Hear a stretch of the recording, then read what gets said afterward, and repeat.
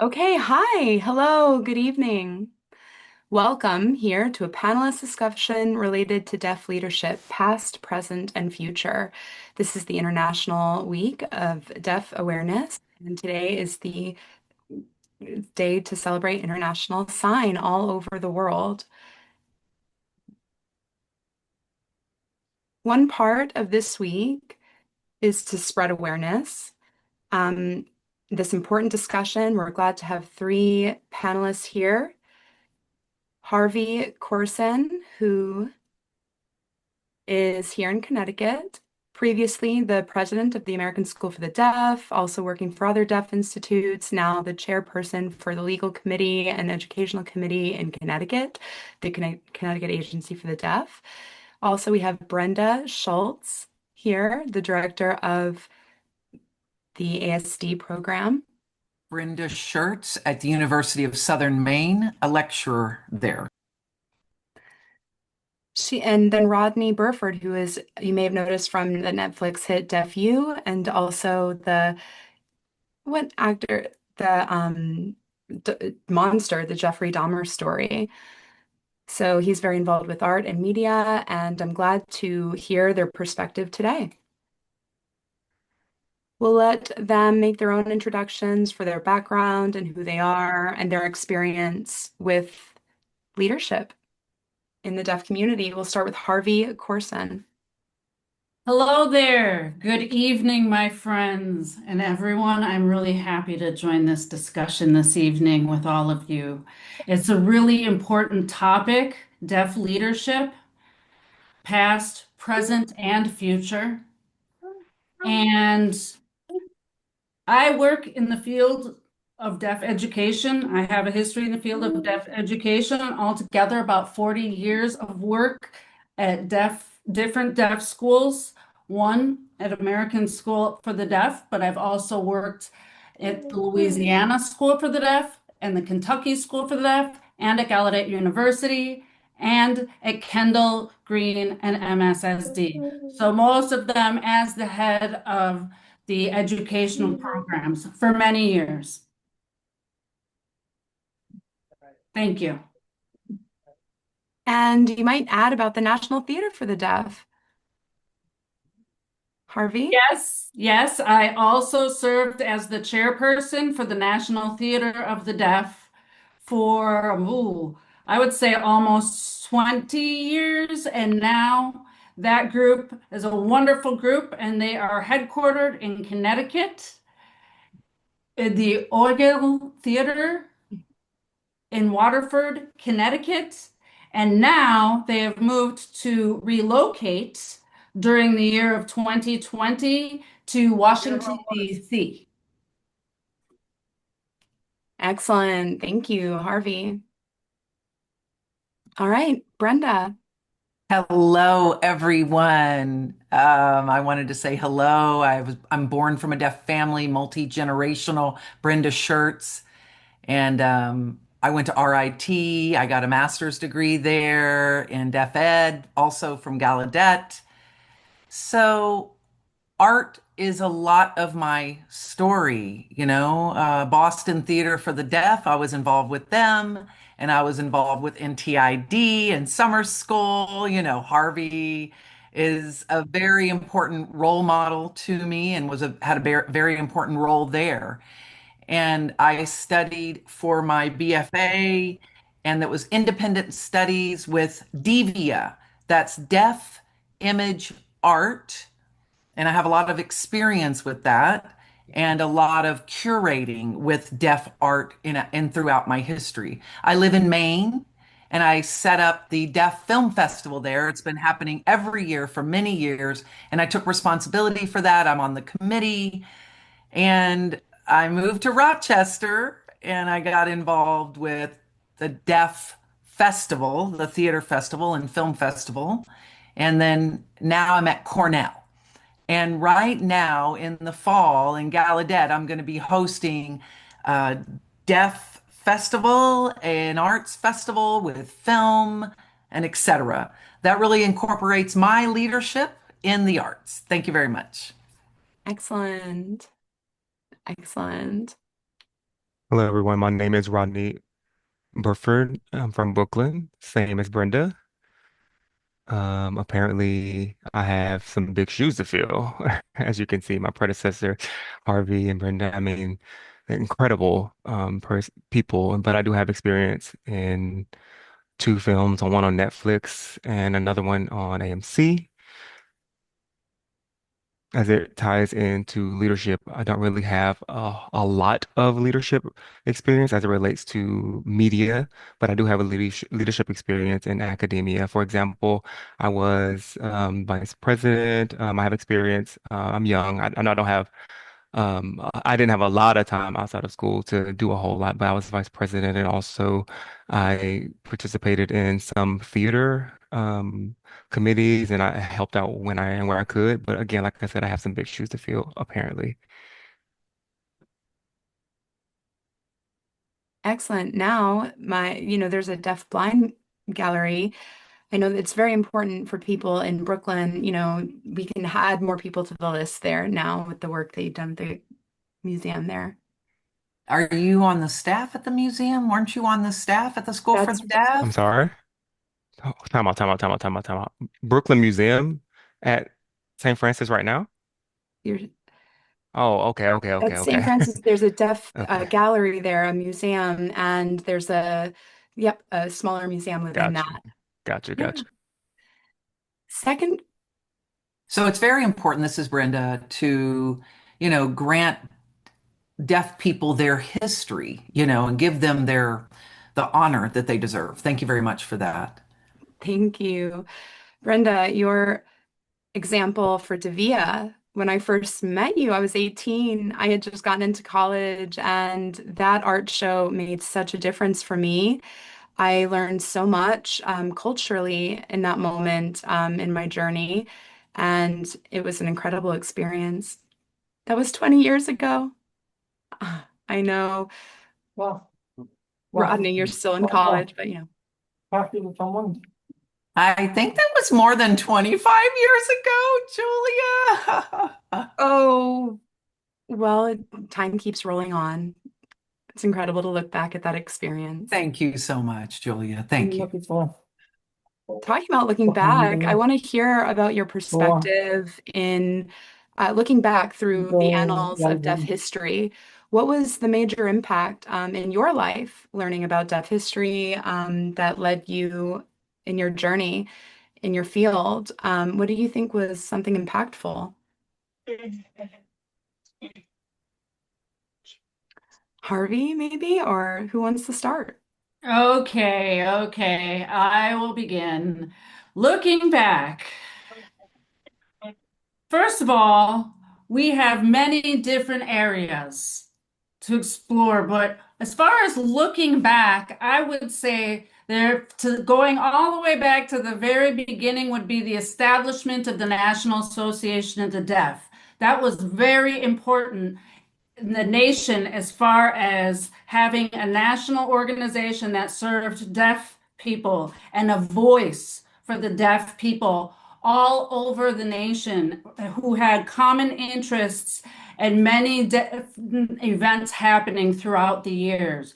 And that started sort of concern about education of the deaf because that was one of the parts in response to the Milan conference in Italy back in 1880 when they voted that the best educational approach to use with deaf children was the oral approach, or that time NAD was established and responded saying not only the oral approach, but it is also important to include sign language. And ever since that, it has been that many years that the importance of sign language has been considered, and that's really has an impact on the deaf community in terms of raising the standards of expectations and the image of how we can do that is through the theater, through National Theater of the Deaf back in 1970, no, 1967,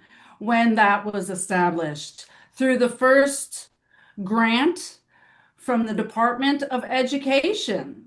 And The money grew from there, and the theater really became an amazing national scope. And people all over, not only deaf people, but hearing people as well, were able to go and see the productions on the stage, on TV, and in film. Had a great impact all over the country and around the world.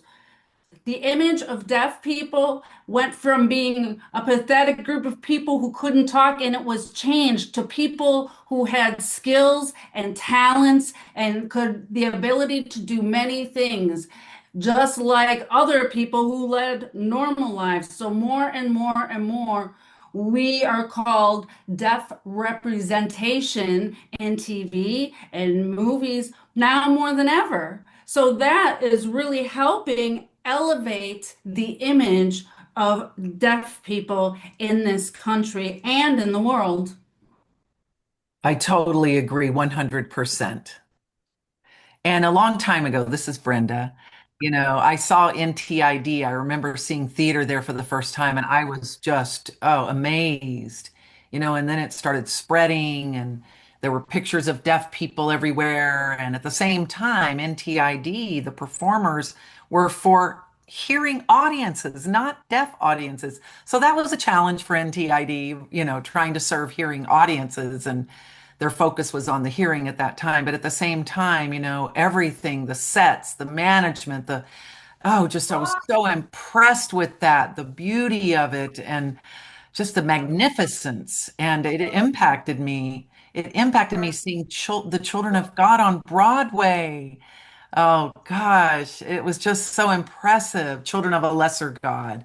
It was on Broadway a second time. The first time it was on Broadway, I was again like, what? Deaf actors on stage? Wow, that was a huge impact on me to see that. So important to see deaf people's lives and deaf people included. And another impact, I don't know if people are aware of this, is Devia, deaf view image art. It was established in 1990.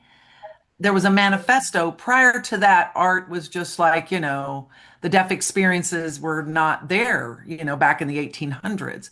But deaf art, right? The manifesto, what did that mean? What was deaf experiences? It explained that. What did they tend to do? And I read that, and that was in 1989 during the first Deaf Art Way. And at that time, I went there, but I didn't know about all of that and the art collectives. And I read this, the manifesto, and I was like, whoa, that inspired me to set up these deaf art exhibits and the experiences. And it really was amazing to see all these deaf artists. I wasn't the only one, we were all the same. It was very empowering. Yeah, it's really funny. Your experiences are different than mine. My viewpoint on leadership really was when now DeMarco won America's Next Top Model. That for me personally was impactful. And I saw that and I said, that is deaf representation, right? That's someone doing something different and leading a different group of us, showing us and other people that we can do the same thing. And like Harvey said, deaf can. And so seeing Niall do what he did, perform the way he did at the top of the top, right? That was awe-inspiring, and it led me to believe that I can. And from that point on, I didn't think just me. It was a complete mindset shift. It's like a serious, it's time to get to work. And so for me, that was the representation of leadership because it was leadership, but from a different lens, not the normal trajectory. And sometimes being a leader, you have to make your own way and still get to the top, right? And so for me, that was my experience. Yeah, and Gallaudet produced Deaf U, with you in it. Wow. Yeah, yeah. There's so many new avenues, colleges, the curiosity out there, movies that are including deaf people, television series, Netflix, Deaf U. Woo! Everyone's watching. That is so excited. We've got the media's attention. Right. I mean, and there's a lot more pros than cons for sure. Both are something for sure. Definitely. Good point. I remember that night well when Niall won America's Next Top Model. That was 2016. Everything in that moment was changed after that. Literally, literally. Yes, yes. Harvey mentioned about the media representation in the past being, slow. NTID had started maybe now more and more and more. We're actually seeing it on different platforms and social media and film and movies. Associated to NAD, I wanted to mention that just last summer I went with Harvey for the 65th time to NAD, their conference. He's been 65 times. Whoa, yes, yes. Can Wow, you congrats. imagine? Wow. Thank you so Congratulations, much. Thank Harvey. you very much. 65 times. It was incredible to see his impact and his legacy there. It's so critical we recognize, gosh, our elders, the people who came before us, and how we can continue their work. Thank you. I appreciate it. Yeah, before we proceed, I do have something important to say. DPAN, Deaf President Now, that was another big impact. You know, passing the ADA, 1990, DPAN, 1988. That was a strong influence on setting up the ADA in 1990. That was huge. That revolutionized many people's lives, before the ADA and after. It is so impactful. It's so many more opportunities for deaf people since then. Just wanted to mention that. Yes. All right. And back to Gallaudet. They just produced that film, Deaf Yes, President they Now. did. And they're being voted for awards. And this wasn't one of our questions, but how do you feel? Do you think that film will impact future audiences? What do you think? And how? I mean, it will have an amazing impact. I mean, simply because they were able to make, an event that happened so long ago, so current, like a contemporary version. For example, if by word of mouth, deaf president now, people kind of, okay, I understand the concept, but those are people who are not deaf, who don't understand ASL. They've seen the movie. They actually see for themselves. They lay eyes on what happened and they can come to their own conclusions based on the information that they receive directly. And direct education is very impactful as it relates to us and about our community. And so the impact is just tremendous. I would say profound even. And also, most of us, we recognize that America includes all kinds of diversity, many groups of people. And of the minorities that are out there, and deaf people are considered as a cultural and linguistic minority, and they can see another experience of another minority and see the stories of the four leaders there present, those leaders that were there, and the stories and the similarities and the experiences among the deaf people who attended the Gallaudet campus during that protest, and all of the diversity of thoughts, yet the common issue was oppression. And a lot of minorities in this country find that similarity, and they have that similar experience, and it increases their ability to better understand and feel a connection with each other and feel a connection with deaf people across the country. And that's a very, very positive impact here. It's very powerful and empowering. It's powerful, a powerful message. If you bring people together, the community, the understanding and Deepan and the movie itself it's a very informative message, you know. It's like, no, you cannot accept the status quo. We need to change it. That was the message. The students were brave enough to say, that is enough.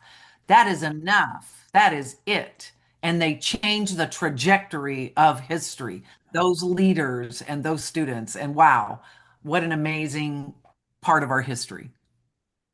Agreed.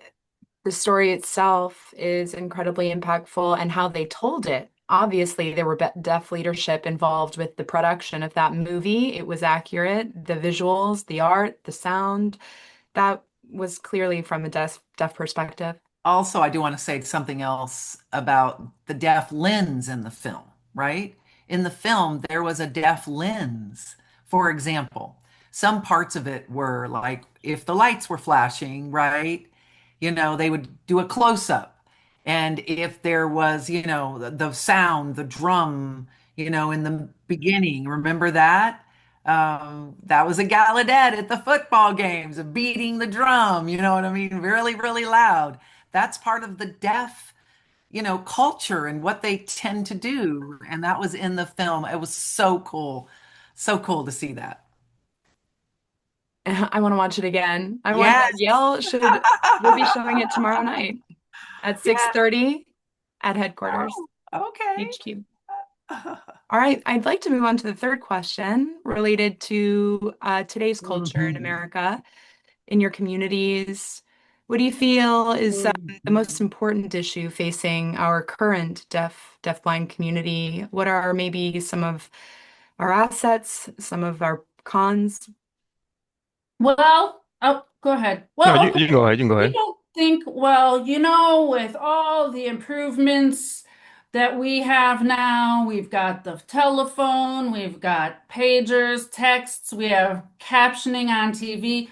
We don't need to worry about the future. We don't need organizations. We're free. We're independent. Wait a minute. Don't accept things, don't take things for granted because these are blessings we are talking about, and they can be cut off overnight very quickly. And then where do you go? Where is our fire department? We aren't going to have any organizational support when they're if they're gone. We can't afford to start all over again. We need to have continuity in our organizations that do the advocacy work for us so that there is a responsibility of the younger generations need to take on that responsibility to continue the advocacy work, to keep up the organizations that positively benefit and provide equity and citizenship and communication access and keep that going for all of us for the future generations to come. That's got to continue.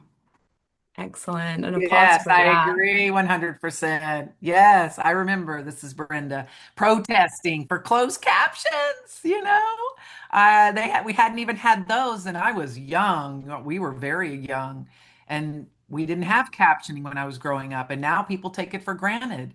We had to fight for it to get it and then finally it was established. The FCC, finally we got that established, closed captioning. And now hearing people use it. So another thing is captioning is not guaranteed. Sometimes it's not good. If it's auto captioning like AI, it's not always good.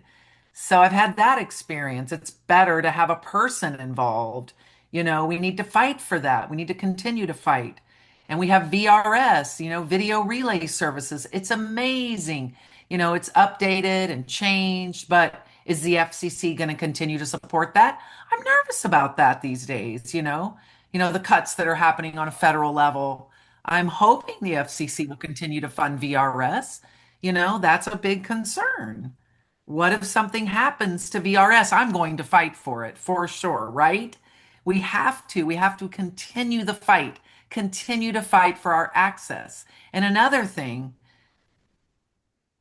vocational rehabilitation, voc rehab. We have to support that so kids can go to college to get their degrees. We want deaf people to rise up and be on an equal status with hearing.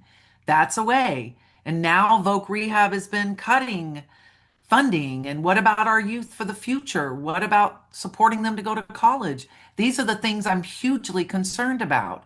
And these are good reasons to be involved in the deaf community in your state, with state agencies, with NAD, join NAD, Have a membership to NAD. It's very important. I've asked people, are you a member of NAD? They're like, no. And I'm like, oh my goodness, come on. You need to be a member of NAD. You know, there is no excuse. All these years, NAD's been there advocating for us, for our rights. It's important. You know, they might have to sue people on our behalf for access. Interpreters at hospitals, they had to sue for that to be provided for that access. So, you know, we are not done. Our battle is not over. We have to keep fighting.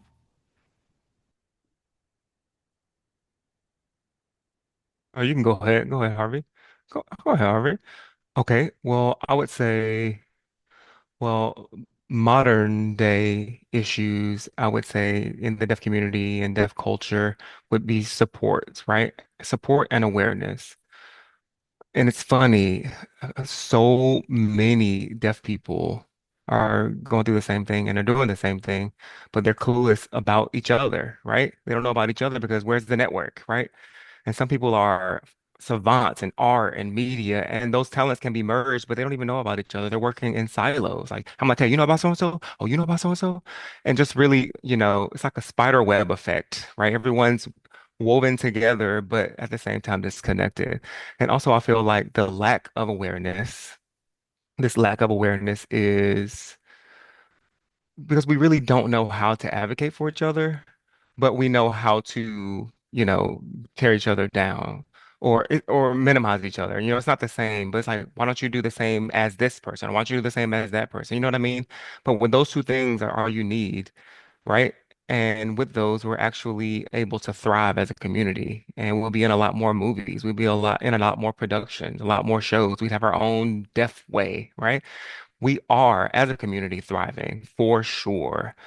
As Harvey mentioned, you know, all situations and movements have their pros and cons, but our community, as a collective, are thriving. We're moving upward, and all eyes are on us. And so that's how I see it. Can I?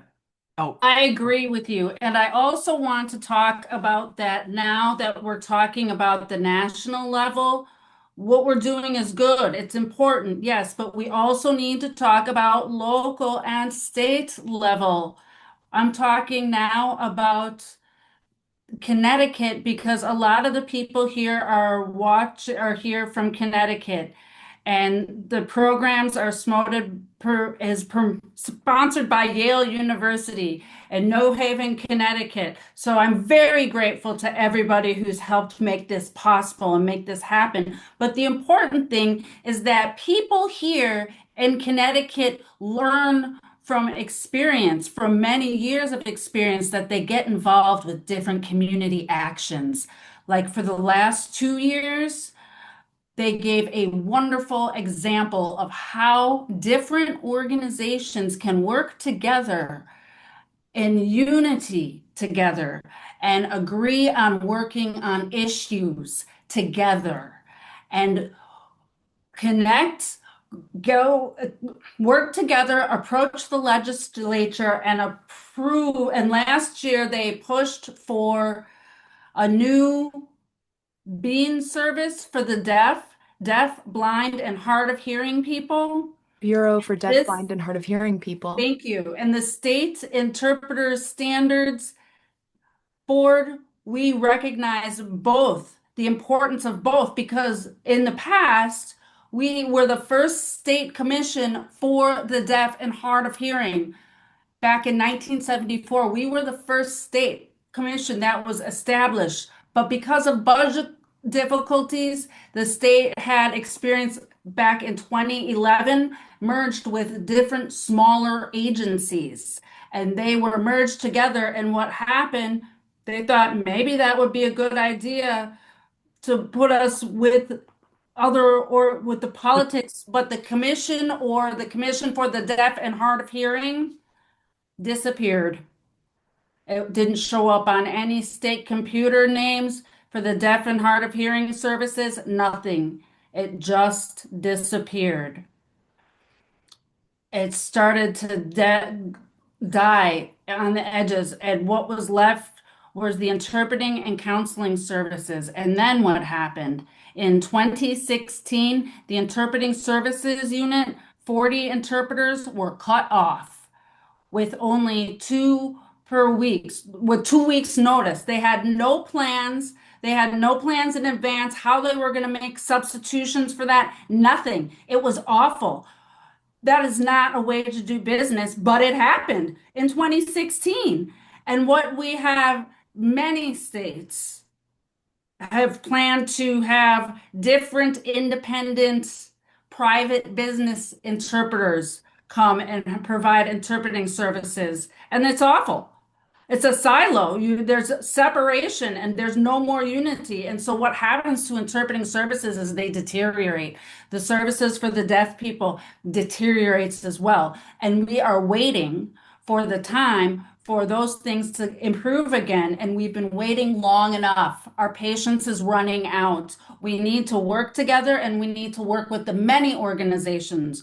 We need to work together and propose new legislation, a new bureau, set up a new interpreting standards board like they proposed last year. They have passed two important laws that have definitely had a positive impact on deaf, blind, and hard of hearing people in this state of Connecticut.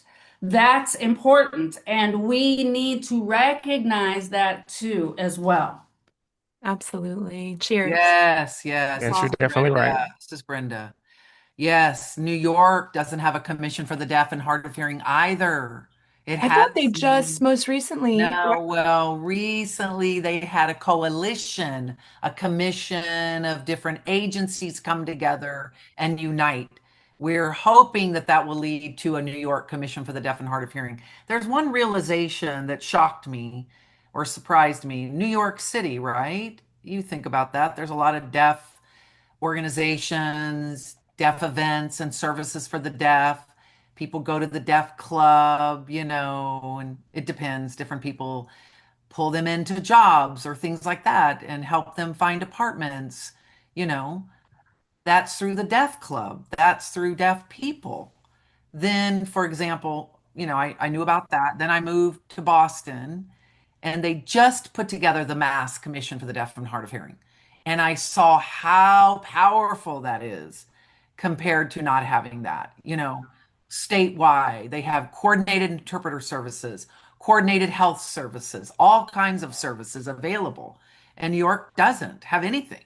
And the ADA was passed a few years later after that. And I saw the impact on Massachusetts, but New York, not so much. My parents, they lived in New York and they couldn't get interpreters for their appointments. So I was like, whoa, the ADA was supposed to help provide that, but there was nothing from Congress. There was no support for their needs. The doctor's like, I'm not responsible. You're responsible for getting interpreters and paying for it. And the Mass Commission for the Deaf and Hard of Hearing, deaf people are like, hey, they're not providing interpreters, they're not willing to pay for it. And they would call them and advocate on behalf of the deaf individuals and the hard of hearing. So, that was after the ADA passed, and they knew that those places were responsible for paying, but not New York. But deaf people could go to Mass Commission for the Deaf and Hard of Hearing. So finally, things got better. And the junior deaf at NAD, that was very important. Mass Commission for the Deaf of Hard of Hearing has been fighting and fighting for deaf people and has gone to the state house and fought and protested and finally things passed and there was money for deaf people, but not for New York. But Mass is still going. So this is right. You can't just sit back. You can't. You have to fight.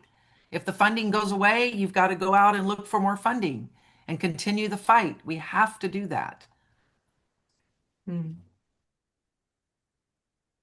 I remember the commission in Connecticut that shut down in 2016. I remember clearly that event. It sounds similar to when Niall won that dance. So it was at the same time that Niall had won the next top model. And so those two situations, it was in juxtaposition to see in one area we were thriving, the other we were losing access.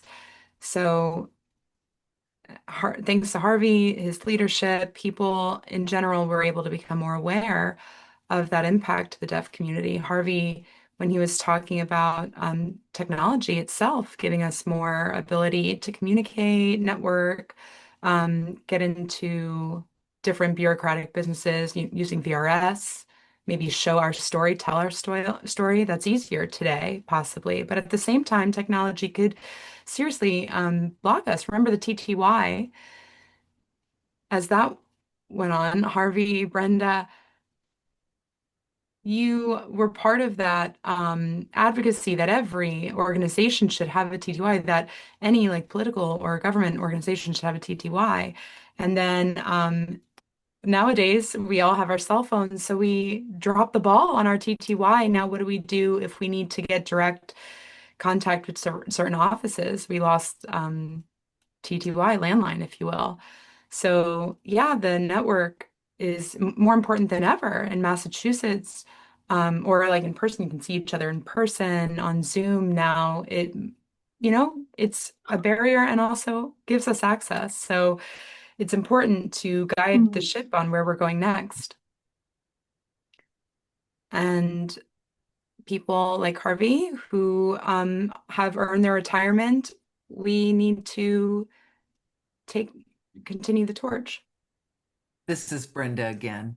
The deaf community and deaf culture is dependent on being in person and being together and socializing. And this has been, I know it's far now and we're using Zoom and text and technology. That has impacted the deaf community. There are pros and cons for sure. And I recognize that impact. Some people I think might be in denial of that impact. And how do I work with that? Like we're on Zoom now, but we can't get in person. We'd have to go so far, and Rodney's in New York. No, No. I'm in DC. Rodney. Oh, okay. I thought you were. And Julia is in New Haven. And, if it wasn't for technology, this wouldn't be possible this evening. So that is a positive. At the same time, it's a negative because, true deaf spaces, it's a place to learn and socialize and come together. This is Julia. Okay, we have 15 minutes left and time is moving along. I have a fourth question I'd like to open up. It's important, related to future generations of deaf youth and how we can bring the youth together and get them involved more and more. I know at school, deaf institutes are still running, but at the same time, some places have limited access and networking. What's your opinion about deaf youth moving forward? Rodney? Well, so this is my opinion. I'd say that the future, we pull people in through exposure, right? And literally teaching. So often, well, so when we talk about this pipeline, so, some of those people know what to do, but they think that the others do and then they don't. And so once we pass the torch to that second group, then they are inept, right? And then that's when the problems start. And so we have to make sure we're exposing the younger generation and showing them, right? Showing them the way. You know how to do this? You know how to do this? You want to make sure that all of these boxes are checked instead of, going from a lens of what you don't have. So as a community, we like to say that we don't have something instead of actually taking inventory, saying what we do have or what we give to the organization or giving the organizations a chance. There's so many organizations out there that are there to help us as a community, but we have such a microscopic viewpoint about the things that we don't have, but without realizing that we do have our own economy. We do have our own ecosystem. And so I just think, again, harping on the concept of exposure, and we also have social media, everything on social media, and everything on social media is more inclined towards people who are not deaf.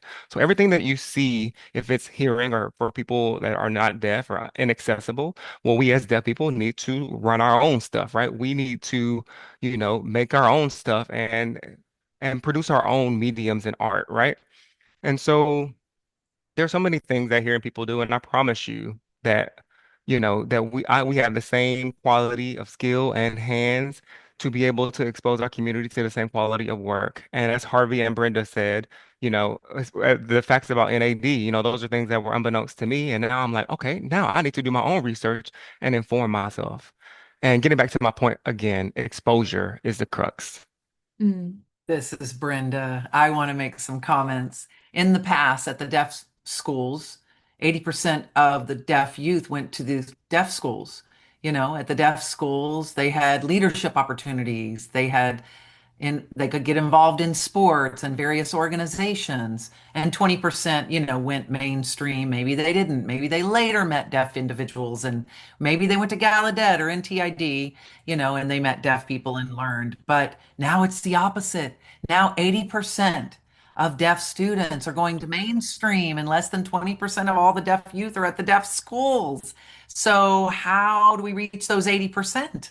We need to reach them and reach out to them and find those 80%. And one way is through a new program, a screening program. I know each state has a newborn screening program now, many of them. So we got to find those deaf babies, give them services, and it's important to put them with a deaf mentor, not so they automatically go get a cochlear, but first make sure that they have a deaf mentor that can lead them into the deaf community, the deaf culture. That is key to success, and how to connect with deaf people.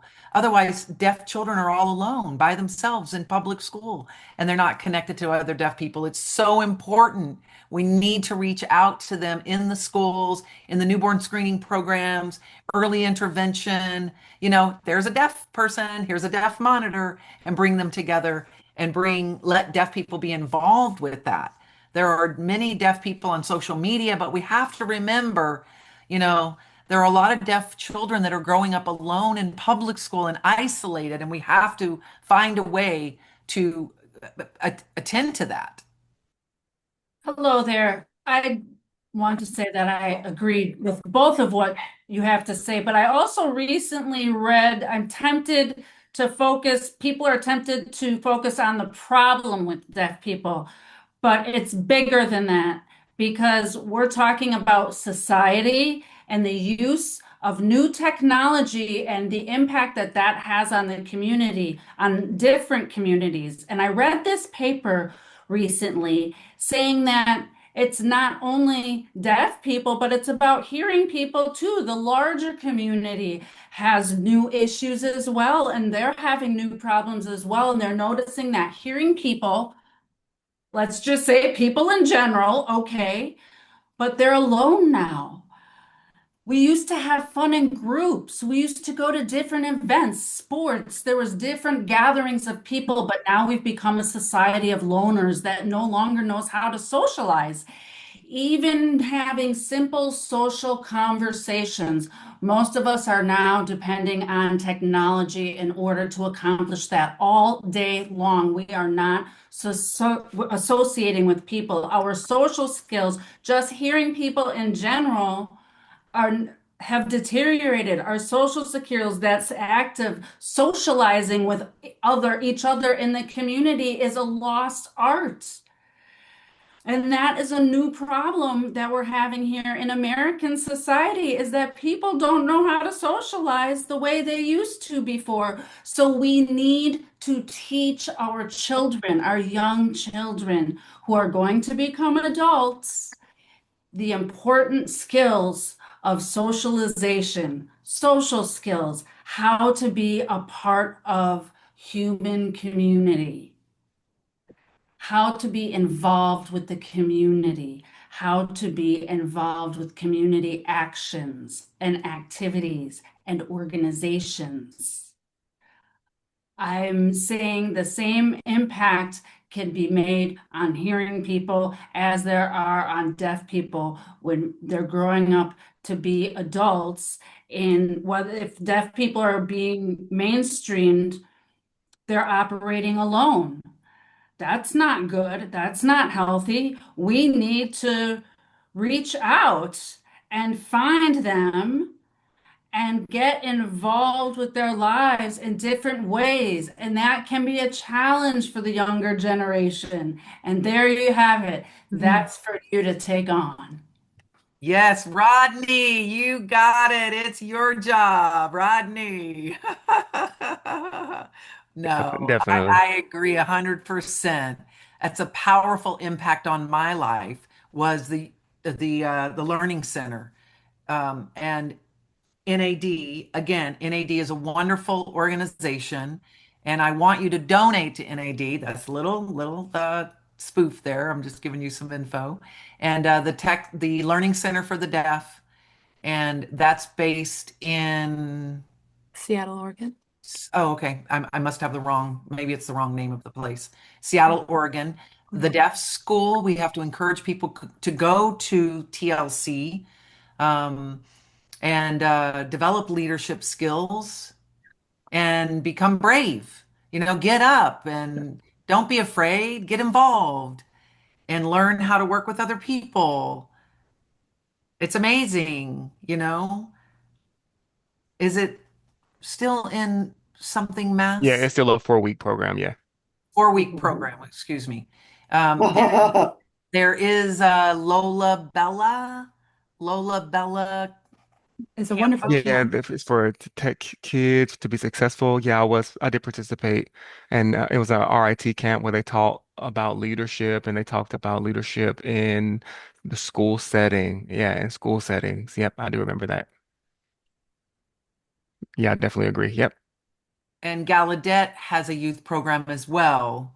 So it's so important. The main point is deaf youth to connect with other deaf individuals. And sometimes if they have hearing parents, they, keep their deaf children away from the deaf community, and that's not healthy and that's not positive. It's important to socialize with other deaf peers. Very important.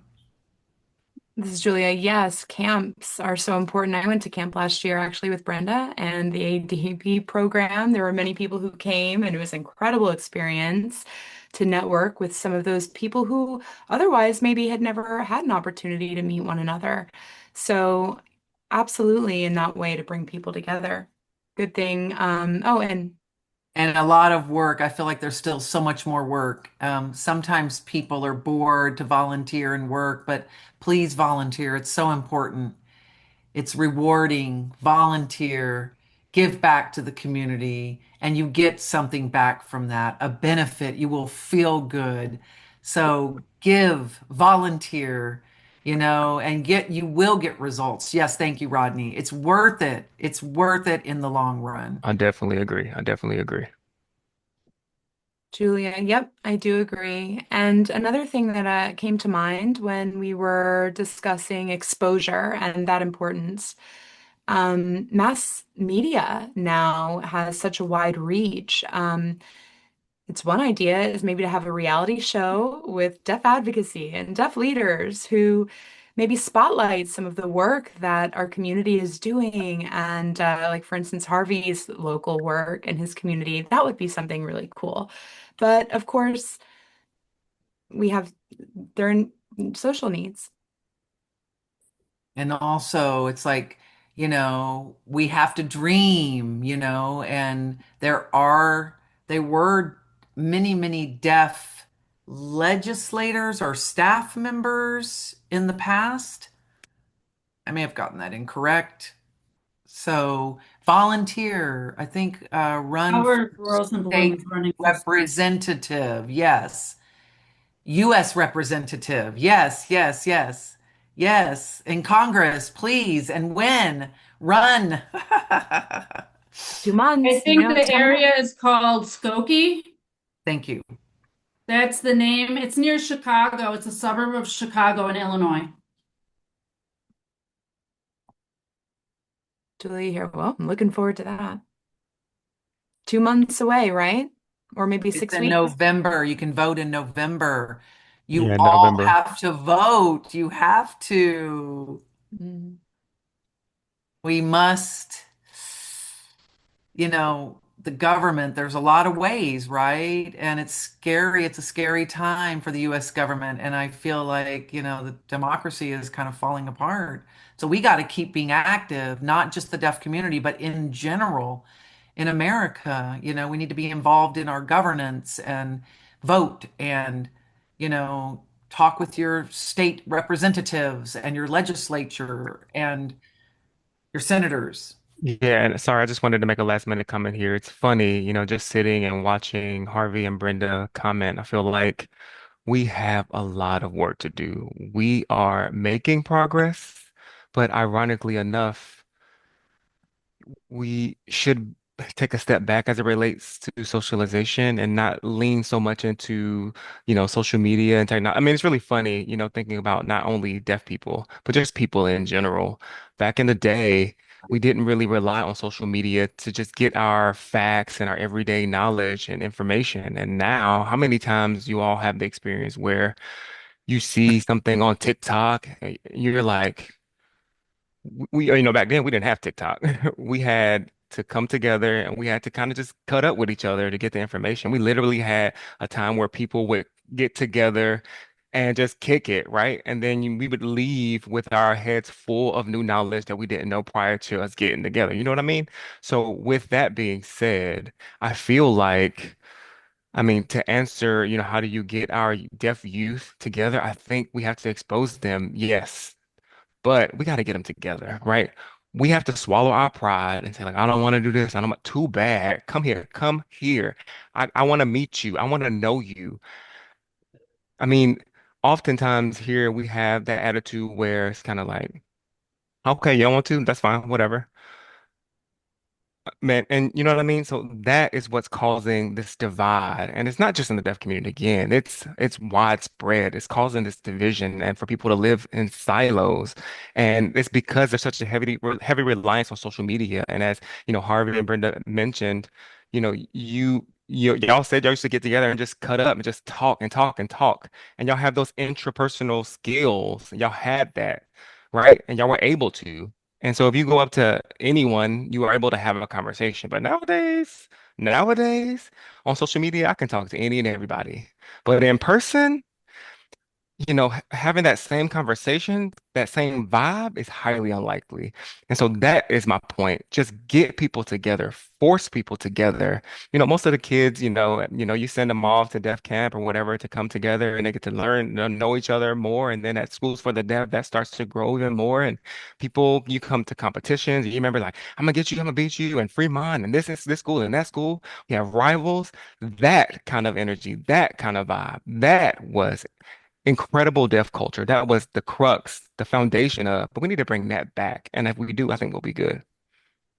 Yeah, I just had one more thing. I hope people, sometimes it's a challenge on a state level, to talk to the Senate or your representatives. It's like people don't want to take that opportunity, but you have to know the value about that. It's there's value in that, and we have to educate our government representative that the deaf schools are so important and why. We Right. have to do that. And it's funny because they, oftentimes when you go to schools for the deaf, they don't just serve one particular group of high school and middle school students. They also are serving people outside of the school, right? And Right. so we're serving those people too that aren't necessarily affiliated with the school, but are, right? So I agree with what Brenda said for sure. And the deaf school provides opportunities for jobs for deaf people. That's a Right. whole nother area Yes. that we need to think about. Vocational as well. Yep. Deaf instructors, deaf psychologists, deaf supervisors, deaf superintendent, Yeah, that'd be deaf nice. That would be president. nice. Julia here. Yes, I'm excited thinking about the future and what's possible, what could happen. We there are many ways we can thrive, and we're thriving in many ways. It's a nice thought. And in the future, I feel like we can actually have, a deaf ecosystem. I feel like that is achievable with all of the knowledge that we have. If we get all of that together, collectively, we can build a very strong deaf ecosystem, without a doubt. That's my opinion. also, and more deaf people would have more access to money, better jobs, you know, more knowledge, and how to set up businesses. We need to keep rolling in those areas. I agree. I agree. Thank you. And not just for deaf people, the world itself, the way it's going. Incredible. Getting closer and closer to time at this moment, but this is so easy to have a discussion with you all here. I so appreciate your open mind, your thoughts, your time. I know everyone is busy, but to come here to show up and spread that awareness, thank you. I appreciate that. I want to give anyone a last minute opportunity for closing comments. I just want to say I really enjoyed talking with everybody, and it was really exciting for me. And I think we have a bright future for deaf, blind, and That's hard of hearing right. people because things are good and they're Yes. going to keep getting better. And Yes. we can do better in the future too. Yes. Definitely, I agree with Harvey. And I want to add one more thing. There are many deaf youth that could benefit from mentorship. Okay. If older deaf individuals can see them, they have potential, support them, mentor them. Don't just leave them on their own. The older deaf people, are not giving them the opportunities. They're holding on to the opportunities. Let's mentor the youth. Let's get involved with them. Let's encourage them. And I definitely agree with Brenda. Mentorship from the older generation of deaf people is important. But with that being said, let's develop a transition process. You know what I mean? Like just because a person is older than me and we act different, but we could possibly have the same mindset. We just do Yes, things differently. I But that agree. transition process, like let's suppose an older person and I, I mean that won't happen if we get into it or we have a Right, disagreement. Rodney. What does Yes. that look like, right? Saying thank you, and then what does that process look like? With that person having that particular mindset, right? If we figure that out, I think we'll be good, right? We won't have to worry about nothing. Beautiful. All right, I'm going to stop the recording at this time. The audience here, if you'd like to show up on screen after I end the recording, I'm glad to see you and say hi. Thank you, interpreters.